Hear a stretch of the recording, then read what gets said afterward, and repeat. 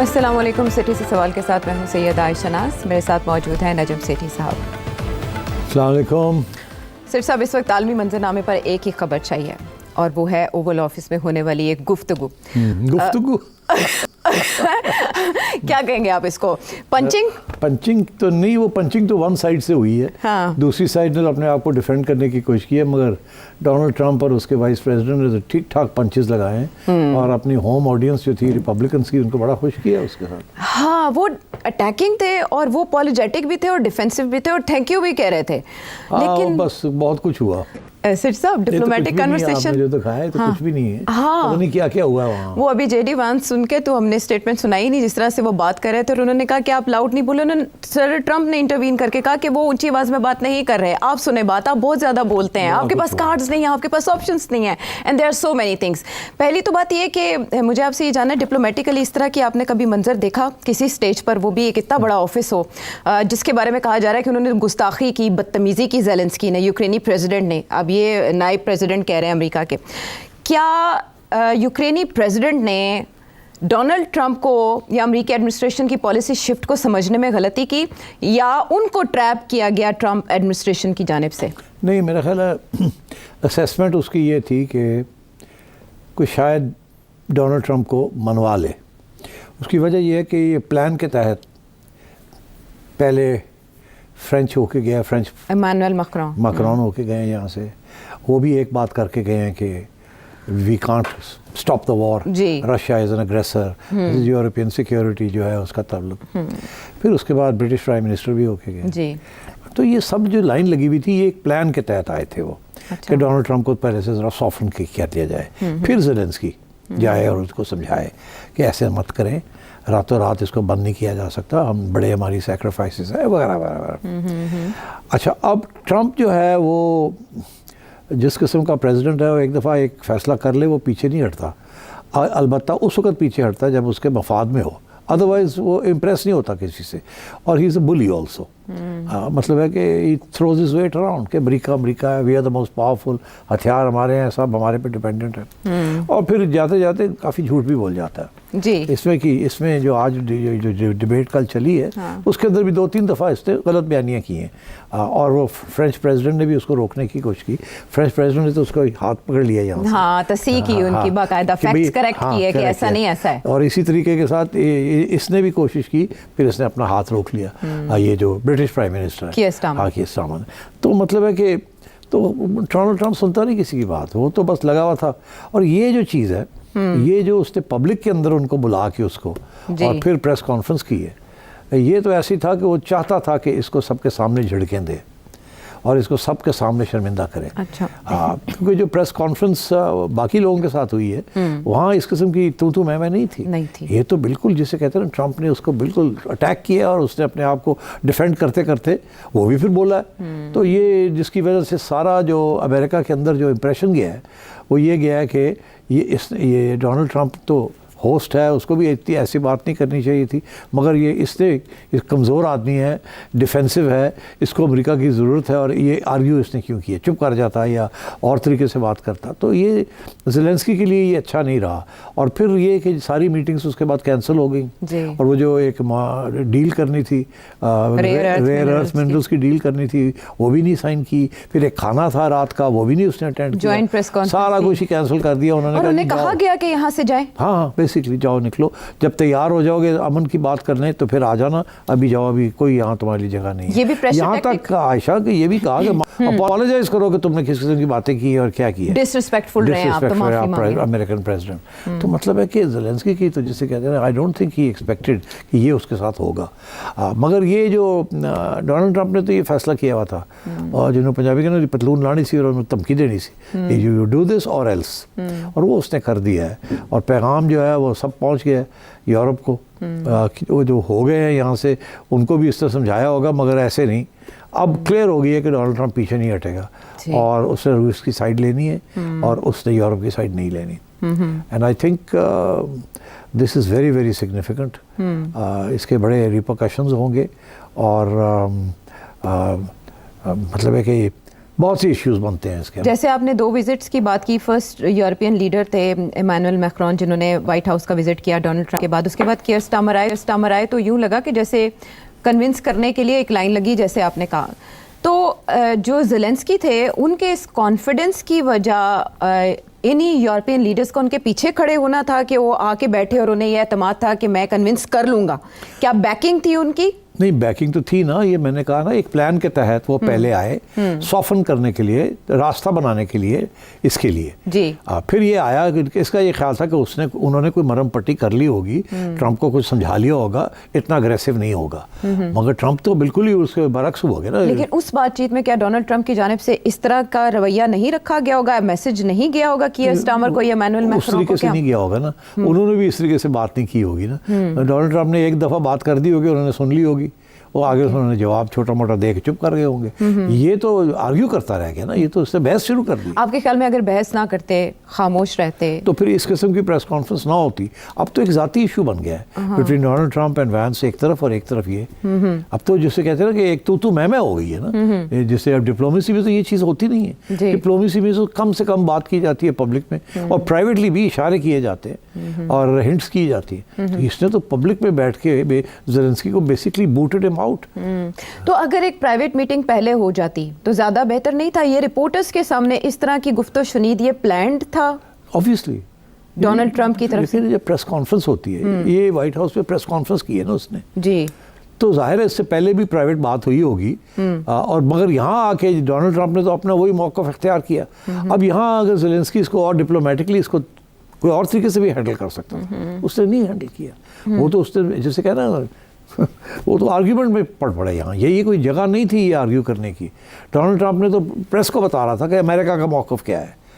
इसने वहाँ टुक issue with Donald Trump, ये नहीं करना चाहिए था। तो 2 वर्सेस 1 क्यों, मतलब 1 on 1 क्यों? बाकी सारी मीटिंग्स 1 on 1, यहाँ पे 2 versus 1। नहीं, 2 versus 1 वहाँ तो और भी बड़े लोग बैठे हुए थे ना, सारी ट्रंप की टीम थी वहाँ। हाँ, लेकिन उधर सिर्फ अकेले थे यूक्रेनी प्रेसिडेंट। प्रेस कॉन्फ्रेंस में ही होता है ना कि सारे लोग आ जाते हैं। अब अगर शहबाज शरीफ साहब प्रेस कॉन्फ्रेंस करेंगे तो कैबिनेट बैठी होगी ना। हाँ, लेकिन वो जिस तरह जेडी वैंस कर रहे थे उस तरह से तो कोई पार्टिसिपेट नहीं कर रहा था, बल्कि वो ट्रंप से ज़्यादा वो जेडी वैंस जो है उसको ज़्यादा तकलीफ इसलिए है बिकॉज उसके ऊपर भी अटैक आई है ना। ज़ेलेंस्की ने उसको भी अटैक किया। ये कोई जेडी वैंस तो कभी गया ही नहीं वहाँ यूक्रेन। उन्होंने यही पूछा। हाँ, उन्होंने कहा कि तू बोलना क्या यूक्रेन से, भाई तू तो कभी गया ही नहीं, देखे ही नहीं। उससे फिर आगे से बात कर दी कि हमें पता है जो लोग वहाँ जाते हैं आप बुलाते हैं उनको, आप प्रोपेगेंडा के लिए बुलाते हैं। वो फिर उसने हिट बैक किया, तो ये it became a bit personal. I think जब भी ये डिप्लोमेसी पर्सनल हो जाती है फिर कोई बैक ट्रैकिंग, पीछे हटने की गुंजाइश नहीं होती। एंड आप अमेरिका के साथ बात कर रहे हैं, वो बुली है,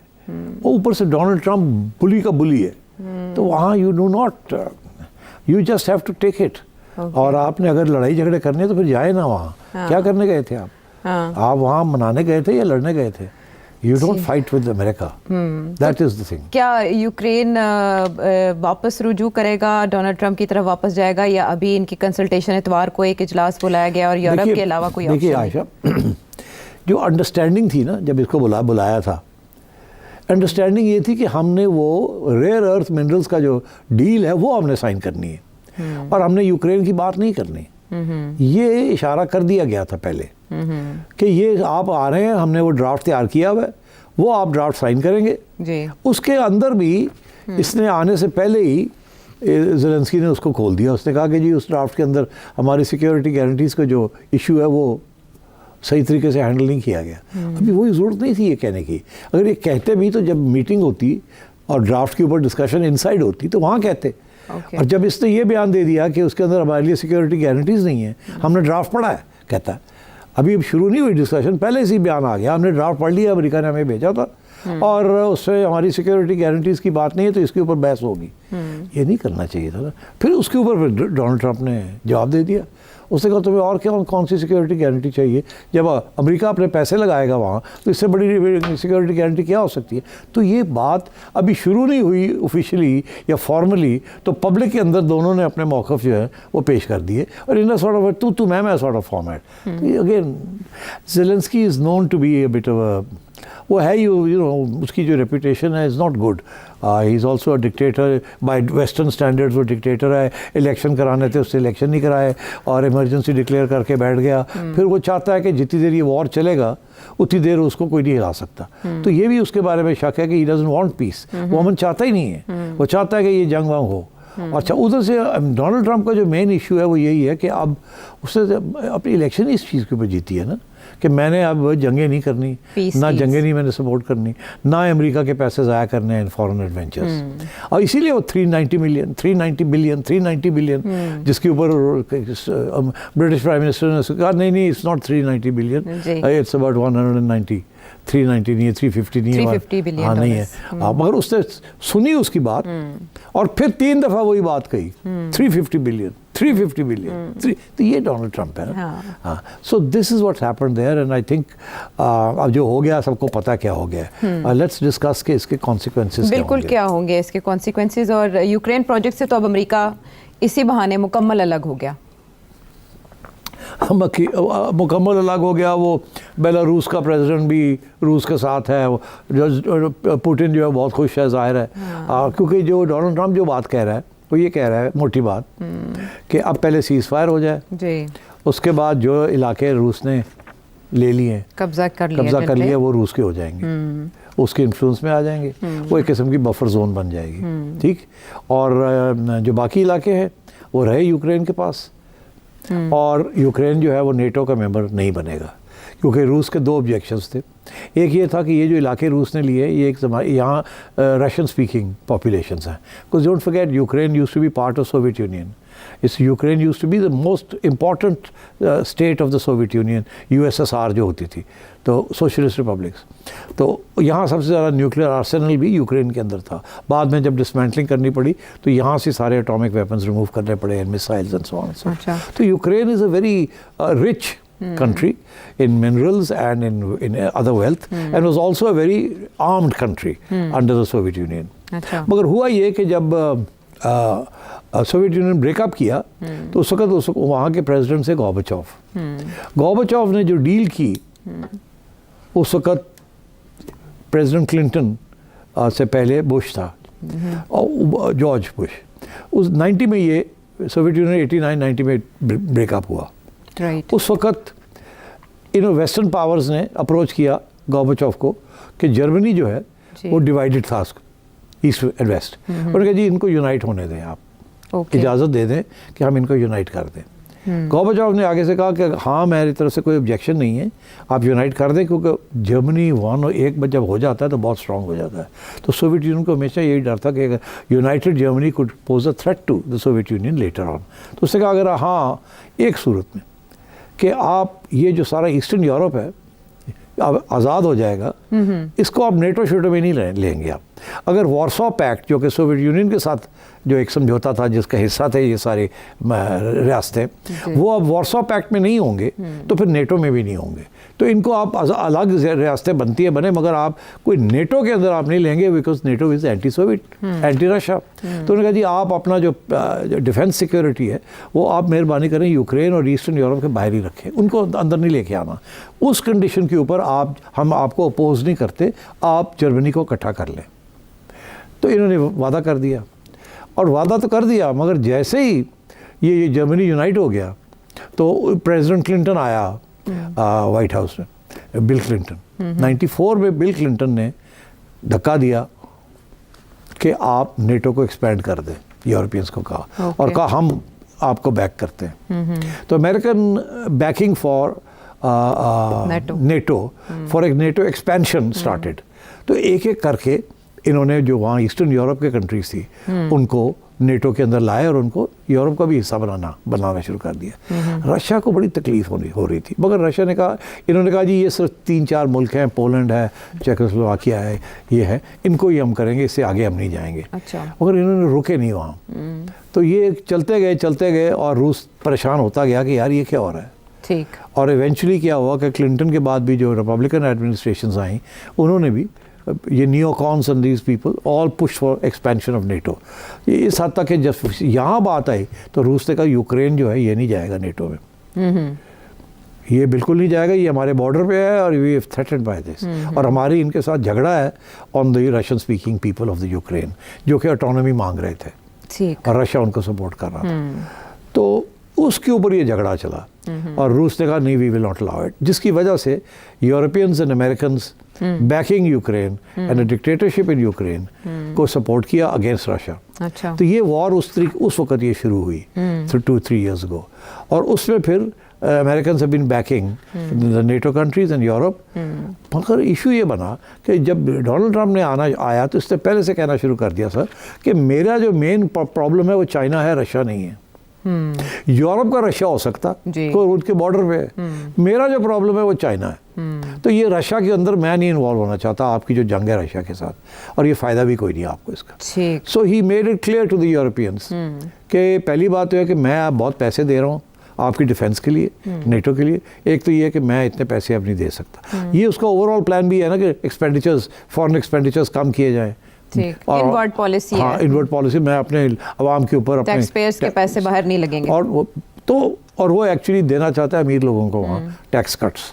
वो कहता है मैंने टैक्स की रेट्स गिराने हैं अमीरों के लिए, वो जो लॉस होगा रेवेन्यू वो मैं पूरा करूँगा, यूएस एड खत्म करूंगा, जंगें जो हो रही हैं जहाँ पैसे दे रहे हैं वो मैं खत्म करूंगा। तो उसने बनाया हुआ पूरा अपना प्रोजेक्ट प्लान। अच्छा, अब ये यूरोपियंस जो हैं ये दे नहीं रहे हैं, ये जितने पैसे इनको अपनी डिफेंस के लिए देने वो दे नहीं रहे हैं, और ये अमेरिका के ऊपर डिपेंड कर रहे थे। तो अब पसूड़ी पड़ गई, अब हम क्या करें? डोनाल्ड ट्रम्प ने क्लियरली कह दिया कि मैंने नहीं सपोर्ट करनी वो। अब ये जो अब हुआ है ये तो जैसे कहते हैं पानी फेर दिया। वो जो पहले होके गए हैं 2-3 लोग, वो तो उनकी तो वहीं उड़ गई होगी, अब तो कोई रास्ता नहीं रहा इसके बाद। उस वक्त तो शायद ये थी कि शायद थोड़ा बहुत मना लें, ये कर लें, वो कर लें, और वो भी आए, आपने देखा कितने वो तरीके से वो आए और आके बैठे ही बहुत मीठे अंदाज में बात की। और ये जो ब्रिटिश है ये तो बिल्कुल जैसे कहते हैं ना गुलामों की तरह आके बैठ गए, और जो हम किंग चार्ल्स की तरफ से खत लेके आए हैं और ये देखिए ना ऐसा तो कभी हमने किया नहीं है, ये तो बहुत ऑनर है, उसको फ्लैटर कर रहे थे। तो उन्होंने कहा हाँ दिखाए ना, हाँ ठीक है बड़ा मैं आऊँगा। डोनाल्ड ट्रम्प बड़ा गैम्बलर नहीं है, इज अ हार्ड कोर बुली। तो उसने सब समझता है इन चीज़ों को। तो वो सॉफन अप नहीं हुआ। तो अब वो गोरे भी, ब्रिटिश भी वापस चले गए, फ्रेंच भी वापस चले गए। अब ये साहब आए हैं, उन्होंने इसकी ब्रीफिंग कर दी होगी, मगर ये भी तो एक बड़ा इम्पेचुअस, जल्दबाज और लड़ाकू। अच्छा, जिसकी वजह से उससे पूछा तुमने सूट क्यों नहीं पहना?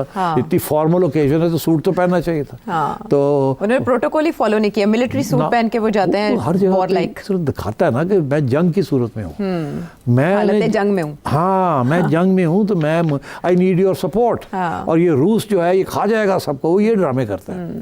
अच्छा, तो ये इस किस्म की वजह थी, एंड आई थिंक ये डिलिबरेटली सारा कुछ किया है इन्होंने, तैयारी की, मगर डोनाल्ड ट्रम्प ने इनकी बात नहीं सुनी। और बात क्या नहीं सुनी, उसने पब्लिक के अंदर इस मामले को ख़त्म ही कर दिया कि अब डिप्लोमेसी की कोई ज़रूरत नहीं है। तो आई think this is the big thing. अब यूरोपियंस जो हैं, इशू ये है कि वो अब क्या करेंगे, किधर जाएंगे और आगे क्या होगा। तो रशिया में इसको कैसे परसीव किया गया? वो तो खुशियों में मर रहे हो, तो वो कोकेन क्लाउन्स फेस।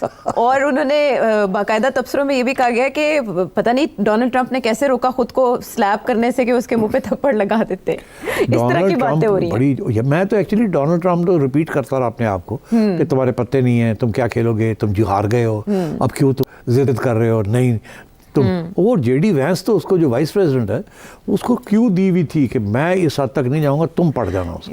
ऐसे होता है। वो बैठा भी वहीं था, उसको बैठाया गया था और कहा था इसको तुम पढ़ जाना, क्योंकि वो प्रेसिडेंट अगर उस किस्म की बात करता तो फिर लोगों ने उसकी भी तनकीद होती। वाइस प्रेसिडेंट तो ठीक है, नाइदर है नो देयर, उससे बात करवा दी बैठा के। हाँ, वो अपने अगले पंजों में बैठे हुए थे जेडी वैंस। बॉडी लैंग्वेज ही बता रही थी कि उनका पूरा मूड ये है कि ज़ेलेंस्की यहाँ पे कपड़ों के साथ ना जाए वापस, बाकायदा सब कुछ सरेंडर करके जाए। प्लान था फ्रॉम द अमेरिकन्स, उन्होंने प्लान किया हुआ था। ये साहब है, इनको समझ ही नहीं आई कि किस ट्रैप में ये फंस गए हैं और क्या इनको किस तरीके से उसको टैकल करना है। ये उसको ये नॉर्मली थिंकिंग कि ये तो स्पॉन्टेनियस बात हो रही है और मैं तो, मगर वो तो सारा मीडिया जो था वहाँ, they were all on Trump side because nobody wants war. America के अंदर भी एक ये है ना कि अब डोनाल्ड ट्रंप की ये इलेक्शन कैंपेन थी कि मैंने जंग नहीं करनी और ना ही मैंने इन्वॉल्व होना है। और वो लोग यही वहाँ तो ये है ना कि जी जो आपकी इलेक्शन कैंपेन है उसके ऊपर आप अमल करें। जी, जो तो ये तो कह रहा है, मैंने तो कब कह दिया था, मैं तो अमल कर रहा हूँ। And so I think this has been a bad signal for Europe. Zelensky survive करता है या नहीं करता, मेरा ख्याल है मुश्किल हो जाएगा सर्वाइव करना। इसके लिए ज़ेलेंस्की के लिए पीछे हटना मुश्किल हो जाएगा। ट्वीट्स तो बहुत किए गए हैं यूरोप की तरफ से उनकी हिमायत में, कनाडा ने भी सब ने किए। हाँ, क्योंकि सबके स्टेक्स हैं वहाँ। तो क्या अपने बजट में ये डिफेंस का कट अब यूरोपियंस लगवाना अफोर्ड कर सकते हैं? नहीं, वो तो कह रहा ना कि ब्रिटिश प्राइम मिनिस्टर ने तो कह दिया ना कि ये हम बढ़ाएंगे जी। और ऑलरेडी उसने ऑर्डर्स भी दे दिए हैं कि डिफेंस बजट बढ़ाओ। मगर 2-3 मुल्क हैं जो बढ़ा सकते हैं, बाकी तो European economies can't afford it.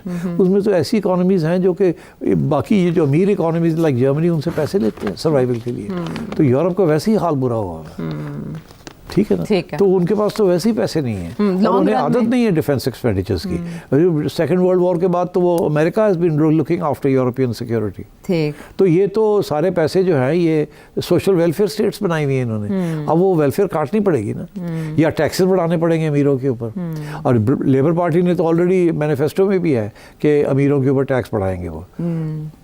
America के अंदर अगर अमीरों के ऊपर टैक्स गिराया जा रहा है, यहाँ सेमी सोशलिस्ट पार्टी आई है, अब उसको डिफेंस पे भी पैसे डालने पड़ेंगे जो कि वो यकीन नहीं रखते।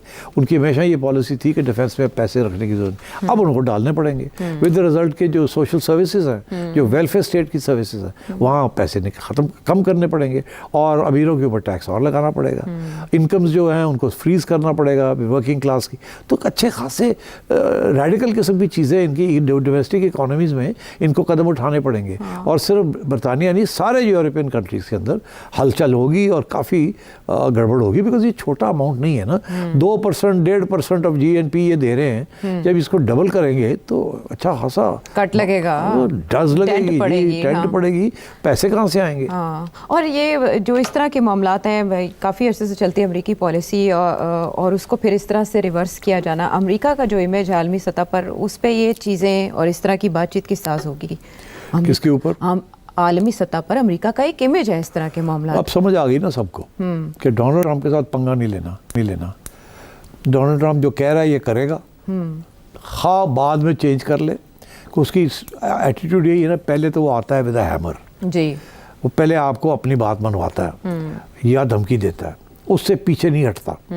उसके बाद फिर वक्त के मुताबिक देखता है कि उसकी पॉलिसी कामयाब हो रही है कि नहीं। अगर हो रही है तो चलता है, अगर नहीं हो रही तो यू टर्न ले लेता है। अभी भाई आपको तो पता ही है, अभी हाल ही में इसने इतनी पॉलिसीज अनाउंस की हैं, उनमें से एक पॉलिसी भी अभी तक इम्प्लीमेंट नहीं हुई, मुकम्मल तौर पर नहीं हुई। कहीं तो अदालतों ने रोक दिया उसको, कहीं कनाडा बात नहीं मान रहा, कभी मैक्सिको सब कुछ होल्ड किया है। और अभी चाइना के साथ तो बातचीत ही शुरू नहीं हुई। तो मतलब मगर उसने पहले फायरिंग कर दी है। अच्छा, वो सिर्फ धमकी देने के लिए, ताकि जो लोग आए वो पहले से, ये उसके लिए बड़ा इंपॉर्टेंट था।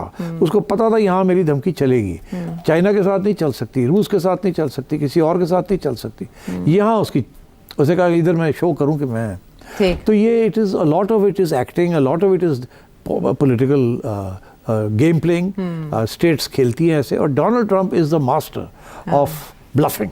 ठीक, ब्लफ भी करता है और उसके बाद धमकी भी देता है। हाँ ठीक है, लेकिन उनका मामला ऐसा है कि यूरोपीय यूनियन हो या अमेरिकी डीप स्टेट, सभी इस वक्त पस मंजर डोनाल्ड ट्रंप और उनकी पॉलिसीज का सिक्का चल रहा है। वापस आते हैं एक ब्रेक के बाद।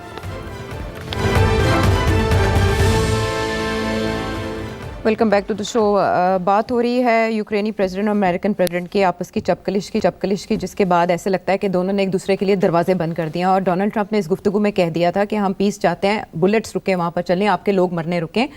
लेकिन दूसरी तरफ से उस तरह से डिफेंस वो अपने मौक़िफ़ का कर नहीं पाए। तो सेठी साहब, अब शॉर्ट टर्म में क्या होगा फौरी तौर पर? यूरोपियन कह तो रहे हैं कि वो बैक करेंगे, वो एक इजलास भी मुनक्किद करने जा रहे हैं, यूरोप का एक मोमेंट है, उन्होंने डिसाइड करना है, बट उनके पास अभी अमेरिकन सपोर्ट के बगैर चलना आसान तो नहीं होगा। नहीं, हो ही नहीं सकता। उसने अब सारे एम्यूनेशन बंद कर देनी है, जहाज़ बंद कर देने हैं, रॉकेट्स देने बंद कर देने हैं, और हफ्ते 10 दिन के अंदर यूक्रेन की जो वॉर एफर्ट है वो बिल्कुल अपनी गिर जाएगी वो।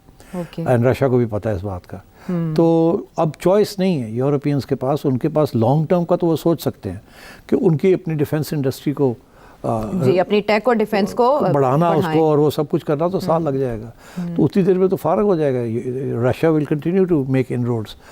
ये तो जंग नहीं कर सकते Ukrainians without American weapons. Lose कर जाएंगे मजीद। तो वही तो और भी जगह वो ले लेंगे ना, टेरिटरी और भी ले लेंगे, बाद में वो टेरिटरी रिकवर नहीं हो सकती। नहीं हो सकती। तो मुझे ऐसे लगता है कि अभी ये लोग सब मिलेंगे, बात करेंगे, और मेरा ख्याल है जो इसमें से निकलेगी बात, ये कल मिल रहे हैं ना ये लोग सारे यूरोप, और उधर वो जाहिर है पहले तो यही ज़ेलेंस्की को कहेंगे तू की कीता है मरवाता ही ऐसा भी कभी गल करी दी अजी तो ठंडा करके आए सा, कुछ थोड़ी जी डिप्लोमेसी करनी सी, कुछ थोड़ी सी गुंजाइश छोड़नी सी, कुछ सीज़ फायर की गल करनी सी, कुछ हल्की जी गल्लां करनी सन, थोड़ा जिहा डाउट रहने देना सी ताकि बात चलती आगे। तुमने तो ब्लॉक कर दिया सारा कुछ।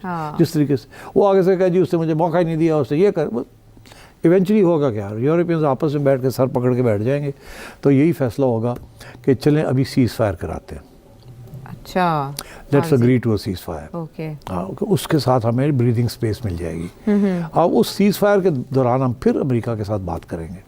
अच्छा, सीज़ फायर के साथ ये तो नहीं होगा ना कि वो और आगे आ जाएंगे रशियंस और ये रुक जाएगी, मुआहिदा होगा एक सीज़ हम फायर इतनी का। देर में कुछ हथियार इकट्ठे करेंगे, कुछ ऑर्डर करेंगे पाकिस्तान से, इंडिया से, इधर उधर वगैरह वगैरह आपको देने के लिए।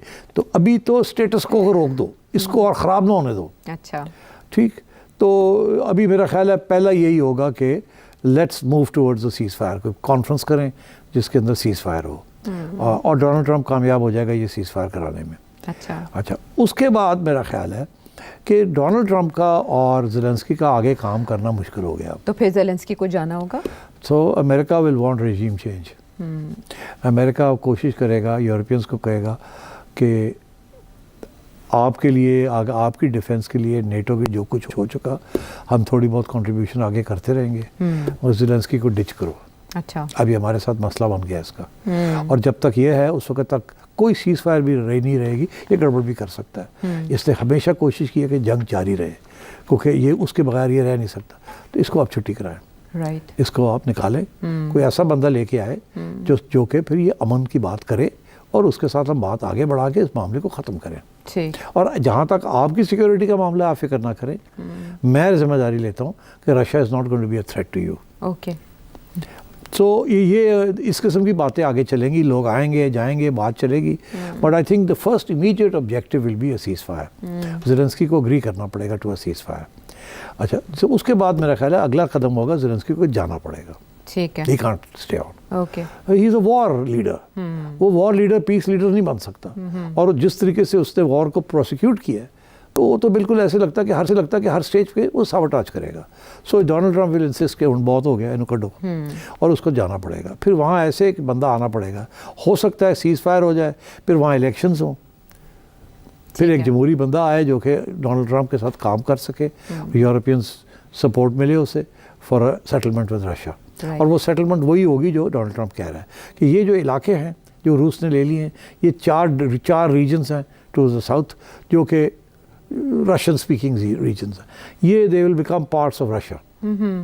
ये एक किस्म के जब्त हो जाएंगे, इनको ऑटोनोमस कर दिया जाएगा, but they will be under Russian influence, और बाकी जो है ये रह जाएंगे जो इनके पास है, और ये एक किस्म की न्यूट्रल जोन बन जाएगी। अच्छा, ये it not be part of NATO, will not be hostile to Russia, will not be hostile to Europe, but एक किस्म की न्यूट्रल कंट्री बन जाएगी। अच्छा, तो इसको उसी बफर जोन के तौर पे इसको इस्तेमाल किया जाएगा। It can not be used as a base against Russia. तो इस बेसिस के ऊपर आगे जाके बातचीत होगी। तो इस तरह से तो यूरोप को एक फेस सेविंग मिलेगी, और ये तो डोनाल्ड ट्रंप का प्लान उस दूसरी तरह से इंटरप्रेट हो जाएगा, like win win Donald Trump के लिए दोनों तरह, कान को इधर से पकड़ने के बजाय उधर से पकड़ा डोनाल्ड ट्रंप के लिए तो विन विन होगी ना, बिकॉज डोनाल्ड ट्रंप जो है उसका फोकस हो जाएगा once this is cleared up, तो वो फिर चाइना की तरफ उसका फोकस होगा ना, वहाँ इश्यूज है उसके। हाँ, तो यूरोपी फिर तो कुछ भी ना कर सके इस तरह भी, कुछ नहीं कर सकते। तो फिर फेस सेविंग की कोशिश करेंगे। नहीं, मैं तो आपके आगे जा रहा हूँ। फेस सेविंग अब यूरोप की क्या होनी है, वो तो आपस में लड़ रहे हैं। वहाँ तो यूरोप EU जो है वो कमज़ोर हुआ है। अब वहाँ एक नया मूवमेंट चलेगी, वो ये है कि अब और वो ज़्यादा रीज़न है कि हम यूरोपियंस इकट्ठे हो जाएं। अच्छा। वो कल को एक करके और ही हम कमज़ोर हो जाएं। हाँ। तो लेट्स स्ट्रेंथन EU। मगर वहाँ यूरोप के अंदर जो मूवमेंट चल रही हैं वो इसके बरक्स चल रही हैं। ये है वो डेमोक्रेटिक फोर्सेस जो चाहती हैं कि यूरोप जो है स्ट्रॉन्ग रहे, मगर जो नॉन डेमोक्रेटिक फोर्सेस हैं जो आजकल फार राइट जिसे कहते हैं, जी। जो कि नॉक कर रही है। अभी मेजोरिटी नहीं मिली मगर इलेक्शन में बढ़ते जा रहे हैं। एलॉन मस्क वो सारे कहते हैं कि हमें अब यूरोप की जरूरत नहीं, हम अपने अपने मुल्क के नेशनलिज्म चलाएंगे, इनवर्ड पॉलिसी उधर पॉलिसीज होगी। तो ये अंदर वहाँ ये हो रहा है। बाहर वो जो इस वक्त जो लोग हैं वहाँ के लिबरल पार्टीज जो हैं वो कोशिश कर रही हैं कि नेटो रहे, यूरोपियन यूनियन रहे, मगर नेटो की आवाज़ भी कम होती जा रही है दिन ब दिन और यूरोपियन यूनियन की आवाज़ भी कम होती जा रही है। ऐसी डोमेस्टिक पॉलिटिक्स शुरू हो गई है कि हर it's every country for itself. Right, ठीक है। तो यूक्रेन वॉर का लूज़र कौन कौन है ये आपने जाना, और इसमें रशिया को काफ़का है और रशिया में डोनाल्ड ट्रंप के आने की खुशियां और शादियां इसीलिए बजाए जा रहे हैं कि इसमें वो काम जो रूस खुद ना कर सका वो डोनाल्ड ट्रंप ने उनके लिए कर दिया। वापस आते हैं ब्रेक के बाद। Welcome back to the show. अब मकामी सियासत की तरफ आते हैं और हुकूमत का जैसे ही 1 साल मुकम्मल हुआ, अपनी अपनी कारकर्दगी के बारे में बातें की गई, दावे किए गए। ऐसे में जॉइंट सेशन बुलाने का फैसला किया गया है 10 मार्च को और इसमें प्रेसिडेंट ऑफ पाकिस्तान आसिफ अली जरदारी साहब खिताब करने जा रहे हैं। लेकिन अजीब बात यह कि 1 साल कारकर्दगी की रिपोर्ट उन्होंने हुकूमत से मांग ली है जिसमें वो माशी कारकर्दगी का भी एक जायज़ा पेश करेंगे और अपोजिशन का एहतजाज भी इस मौके पर मुतवक्की है। तो खिताब शायद मुख्तसर रखना पड़े, 20 से 25 मिनट। क्या होगा इस मौके पर आपके ख्याल? पहली बात तो ये है कि प्रेसिडेंट साहब स्पीच खुद नहीं लिखते, उनका स्टाफ भी नहीं लिखता, ये हुकूमत लिख के देती है उनको। अच्छा, ये है रिक्वायरमेंट। ये प्रेसिडेंट साहब के पास पावर नहीं है कि वो अपनी बातें करें वहाँ। अच्छा। जो उनको लिख के दिया जाता है वो उसमें एक आध छोटी मोटी चीज़ वो डाल सकते हैं, मगर किसी सूरत में भी वो, क्योंकि ये प्रेसिडेंट जो है गवर्नमेंट के प्रेसिडेंट है, ये इमरान खान के प्रेसिडेंट नहीं है। अच्छा, तो इसलिए ये प्रेसिडेंट साहब जो है इनको स्पीच लिख के दे दी जाएगी और ये बिल्कुल वही बात करेंगे जो उनको कही जाएगी या लिखी जाएगी। अच्छा, कोई छोटी मोटी बात शायद ऐड कर ले उसमें अपनी तरह दिखाने के लिए। बाकी क्या ऑपोजिशन क्या करेगी? देखिए, ऑपोजिशन वही करेगी जो हमेशा करती है कि प्रेसिडेंट साहब को बोलने नहीं देगी, शोर डालेंगे। अच्छा, प्रेसिडेंट साहब को डालने पड़ेंगे वो हेडफोन्स और फिर वो बोलेंगे, जल्दी जल्दी अपनी स्पीच ख़त्म करने की कोशिश करेंगे और ऑपोजिशन लगी होगी ठा ठा ठा ठा, शेम शेम शेम, लगे रहेंगे। सवाल ये है कि कौन देखने आएगा इस स्पीच को? कौन कौन आएगा? आमतौर पे तो इस किस्म की स्पीच पे सर्विस चीफ्स भी आते हैं जी, ठीक, मगर आजकल के हालात में पता नहीं है कि वो आएंगे या नहीं आएंगे। जिस किस्म की पीटीआई का रवैया है, टारगेटिंग कर रहे हैं, तो इसलिए I am not sure, I can't say. और अगर वो आएंगे तो शायद पीटीआई ये ना करे। ये बड़ी इंटरेस्टिंग बात है कि मेरा ख्याल है किसी सूरत में भी पीटीआई उनके खिलाफ कुछ नहीं करेगी। पीटीआई जो है गवर्नमेंट के खिलाफ बोलेगी, मगर पीटीआई उनके खिलाफ नहीं बोलेगी किसी सूरत में। तो अगर वो आना भी चाहें तो कोई खतरा, उन्हें कोई खतरा नहीं है, मगर ये ज़रूर है कि हमेशा ऐसे होता है एक आध बंदा होता है जो गन डाल देता है। हाँ। तो ये कांट बी रूल्ड आउट। तो इसलिए मैं नहीं कह सकता कि सर्विस चीफ्स आएंगे या नहीं आएंगे। अलबत्ता अगर आएंगे तो सारे आएंगे, अगर नहीं आएंगे तो कोई नहीं आएगा। ठीक है, चलें, यह है पेशगोई। अब वो पेशगोई या वो सर्वे जो ताज़ा हुआ है, हाँ, 70% Pakistani according to this survey समझते हैं कि पाकिस्तान की जो हुकूमत है और जो मुल्क है और जिस गलत पटड़ी पे चढ़ पड़ा है। मगर ये तो हो गया कि मेजॉरिटी ये समझते हैं, मगर इसके साथ साथ एक और भी स्टेटिस्टिक है, वो ये है कि इससे पहले 6 माह पहले इससे ज़्यादा समझते थे, अब कम हो गए। जैसे मतलब पहले 80% समझते थे कि आप गलत रास्ते पे चले हुए हैं, तो अब 70 पे आ गए। अच्छा। तो एक तरफ अभी भी मेजॉरिटी जो है वो समझती है कि ठीक नहीं है हालात, मगर फिर वो मेजॉरिटी कम होती जा रही है। तो इसको दो तरीके से देखा जा सकता है। एक ये कि अभी भी ये गवर्नमेंट की पॉपुलैरिटी बड़ी ज़ीरो है, 70% इसके नहीं समझते, मगर पहले 80 थे, अब 70 हो गए। तो शायद 1 साल के बाद ये 50 पे आ जाए, यानी बेहतरी की तरफ जा रहा है, यानी बेहतरी की तरफ जा रही है। हालांकि अभी भी हालात ख़राब है। हाँ। इसी तरीके के साथ उनका ये कहना है कि इतनी बड़ी बात भी नहीं है कि 70% लोग जो हैं वो समझते हैं कि गलत रास्ते पे हमारा मुल्क जा रहा है। वो उनका ये कहना है, ये सर्वे वालों का, कि अगर ग्लोबल सारी दुनिया का एक मॉडल बनाया जाए तो वहाँ भी 60-65%, 63-65% जो लोग हैं वो भी ये समझते हैं हर मुल्क में ही कि हमारा मुल्क गलत तरीके से जा रहा है। यह ग्लोबल एवरेज ले ली उन्होंने, कहीं पॉजिटिव है कहीं negative, but on the whole people are not happy with the way the world is going. ठीक, तो ये इस किस्म की बात भी आ गई है। ये कहने का ये मतलब है सर्वे में कि सिर्फ हम ही नहीं हैं जो खुश नहीं है, और बाकी दुनिया में भी लोग खुश नहीं हैं कि दुनिया किस तरफ जा रही है। लेकिन हुकूमत जो बताती है कि माली हालात बेहतर हुए हैं, ये करंट इकोनॉमिक स्टेट को तो वीक ही परसीव कर रहे हैं। 3 में से 2 पाकिस्तानी। हाँ सही तो है। इसका मतलब है गवर्नमेंट जो भी बताने की कोशिश कर रही है लोग उसको बाय नहीं कर रहे, यकीन नहीं कर रहे। नहीं, ऐसे नहीं है।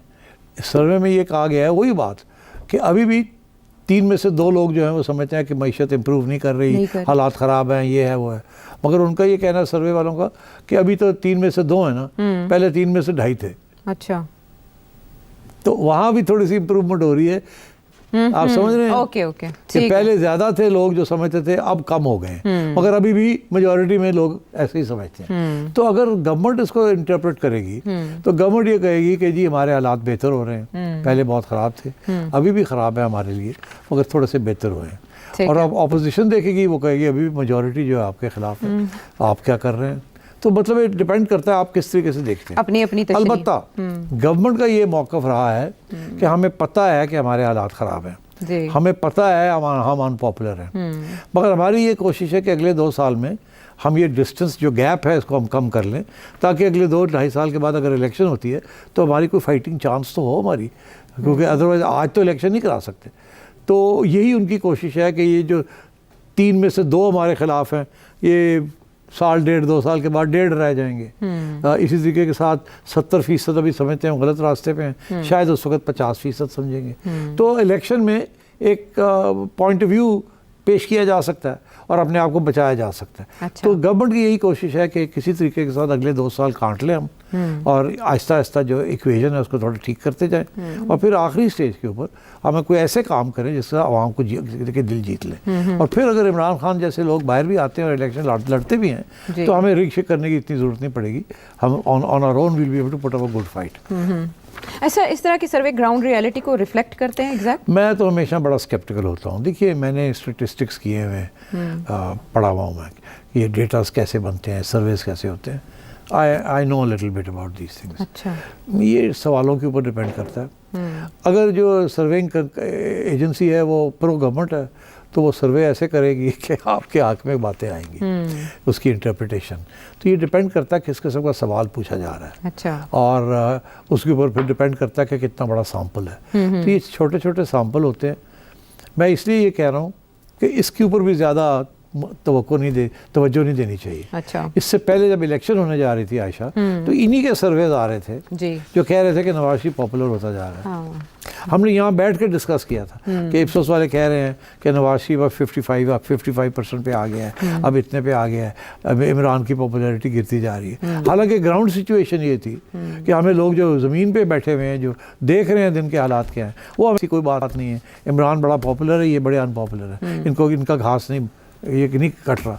तो मगर वो सर्वे कहता था कि नहीं, दिन ब दिन इमरान नवाज शरीफ की पोजीशन इंप्रूव हो रही होती जा रही है। जैसे यहाँ कह रहे हैं गवर्नमेंट की पोजीशन ख़राब है मगर इंप्रूव हो रही है। हाँ, ऑप्टिमिज्म बढ़ रहा है। तो उस वक्त भी यही इसी किस्म की बातें हो रही थी। जब इलेक्शन आया तो पता चला गली कुछ हो रही। हाँ। तो इसलिए मैं समझता हूँ we should not pay too much attention to these, but we have to discuss figures कुछ ना कुछ तो रिफ्लेक्ट कर ही रहे होते हैं। और फिर इस तरह की तशरीह है, इसमें इस तरह की डिटेल्स हैं कि हुकूमत या अपोजिशन अपनी अपनी मर्जी के मानी उसको पहना सकती हैं। हमारे पास अभी वक्त कुछ बाकी है, तो इसका फ़ायदा उठाते हुए हम नेदरलैंड से रज़ीउद्दीन साहब का सवाल शामिल कर लेते हैं। आपने कुछ पिछले प्रोग्राम में जिक्र भी किया कि अब जैसे शाहिद खाकान अब्बासी या कोई और अपॉर्चुनिटी बना सकते हैं, एक थर्ड पार्टी, एक PTI या PMLN के अलावा एक ऑप्शन। आपको क्या लगता है कि करंट हालात में क्या ये पॉसिबल भी है, कबूलियत और मकबूलियत जो है दोनों को बैलेंस करके चलना? क्योंकि हमें तो ये लग रहा है कि अब दोनों चीज़ें इतनी डाइवर्जेंट हैं, इतनी पोलराइजेशन है कि जो पावर सर्कल्स के करीब होगा उसको आवाम में बिल्कुल एक्सेप्टेबिलिटी मुश्किल से मिलेगी, और जो पावर सर्कल के अगेंस्ट जाने की कोशिश करेगा उसके लिए तो इस वक्त space political, at least power politics में तो हम देखते हैं कि बिल्कुल जीरो हुई हुई है। तो कबूलियत और मकबूलियत का बैलेंस करना प्रैक्टिकली किसी भी पॉलिटिशियन के लिए इस वक्त पॉसिबल है, और उस साइड पे स्पेस बनाना पॉसिबल भी है? हमें तो बिल्कुल इम्पॉसिबल लग रहा है। सर आपकी क्या राय है इस बारे में? सही कह रहे हैं, इस वक्त तो कोई चांस नहीं है। पॉपुलैरिटी जो है वो तो इमरान खान की है और मकबूलियत भी उसी के साथ साथ है, मगर जो पावरफुल क्वार्टर्स हैं वो मकबूलियत को तस्लीम नहीं करते। और जो इस वक्त हुकूमत है PDM की, वो भी नहीं एक्सेप्ट करती उसको। तो एक किस्म का क्लैश है ये कि आवाम कुछ चाहती है मगर जो रियासत के इदारे हैं और जो रियासत के साथी हैं इस वक्त वो नहीं चाहते ये। तो अब आई बात थर्ड फोर्स की। थर्ड फोर्स इस सूरत में मुझे नहीं नज़र आ रही, क्योंकि या तो होता ना कि कोई ऐसी थर्ड फोर्स पहले से होती जो कि विंग्स में बैठी होती, या कोई फॉरवर्ड ब्लॉक्स बने हुए होते या इस किस्म की कोई सूरत हाल होती, वो तो है नहीं। पीटीआई जो है यूनाइटेड है अभी भी, लोग नहीं टूटे और कोई फॉरवर्ड ब्लॉक्स नहीं बने। खान साहब सॉलिडली इन कंट्रोल है और अभी इम्कान भी नहीं है उनका बाहर आने का। हालांकि मेरा ये ख्याल था कि वो ये 3 माह के अंदर अंदर कोई यू टर्न लेंगे और अपने लिए स्पेस क्रिएट करेंगे, क्योंकि स्पेस क्रिएट करने के बगैर बात आगे नहीं बढ़ सकती और वो स्पेस क्रिएट करनी पड़ती है। तारीख़ में हर सियासी जमात जो आउट हो जाती है उस अपने लिए स्पेस क्रिएट करती है, स्पेस क्रिएट करके अंदर आती है, अंदर आके फिर अपने लिए और स्पेस क्रिएट करती। मगर यहाँ तो ऐसी सूरत हाल है नहीं, तो ये तो इस वक्त डेडलॉक है एक किस्म का। अब ये डेडलॉक 2 सूरतों में ख़त्म हो सकता है। एक तो ये कि जो मकबूलियत है इमरान खान की और पीटीआई की, या तो वो कम हो जाए, कोई इनसे ऐसी गलती हो या गलतियाँ हो या डिविजन्स हो जाएं कि वो लोगों की जो इसकी पॉपुलैरिटी है वो कम हो जाए। और दूसरा ये कि खान साहब ख़ुद कोई इस किस्म की डील की तरफ आगे बढ़े जिसके साथ इस्टेब्लिशमेंट के अंदर इनकी एक्सेप्टेबिलिटी हो जाए और कोई एश्योरेंसेस हो जाए। तो मुझे दोनों चीज़ें आप सही कह रहे हैं नज़र इस वक्त नहीं आ रही। मेरी उम्मीद थी कि पॉपुलैरिटी तो रहेगी इनकी, मगर मकबूलियत तो रहेगी, तो मगर एक्सेप्टेंस जो है वो शायद ये ख़ुद क्रिएट कर ले, जैसे बाकी सियासी जमातों ने तारीख़ में की है। जब वो बाहर निकाले जाते हैं तो वापसी के लिए वो फिर बनाते हैं अपने लिए स्पेस। खान साहब ने अभी तक सही कोशिश नहीं की है और जब भी वो छोटी मोटी कोशिश करते हैं और वो नाकाम होती है, जो कि इनेविटेबल है, इतनी जल्दी ये काम नहीं होते, और वो फिर फ्रस्ट्रेट हो जाते हैं, फिर धमकियाँ देना शुरू कर देते हैं और उसके साथ और मामले जो है बिगड़ जाते हैं। तो अभी तक तो वही बात है, इनस्यूपरेबल फोर्स एंड इमूवेबल ऑब्जेक्ट। मगर मैं फिर से ये कहूँगा, अंग्रेज़ी का मुहावरा है ना, the ball is in the court of Imran Khan. तो मतलब ये है कि जैसे टेनिस के अंदर जब एक टेनिस प्लेयर के बॉल उसके डी के अंदर आता है या कोर्ट के अंदर आता है तो वो आगे से स्मैश कर सकता है, लॉब कर सकता है, वापस फेंक सकता है, कट कर, बहुत कुछ कर सकता है। तो अब वही कहते हैं कि गेंद अब इमरान खान के कोर्ट में है, वो क्या करता है, लॉब करता है, सर्विस करता है, आउट मार देता है, अंदर करता है, ड्रॉप बॉल करता है, क्या करता है, खान साहब हैज़ टू टेक डिसीजन। ठीक है, तो पॉसिबिलिटी सिर्फ इमरान खान साहब के लिए। सब ऑस्ट्रेलिया से इम्तियाज़ ह्यूस्टन से लुकमान सिद्दीक अटक से आपके सवाल भी शामिल करने थे, लेकिन अगले प्रोग्राम तक उठा रखेंगे। अगले प्रोग्राम तक के लिए के बाद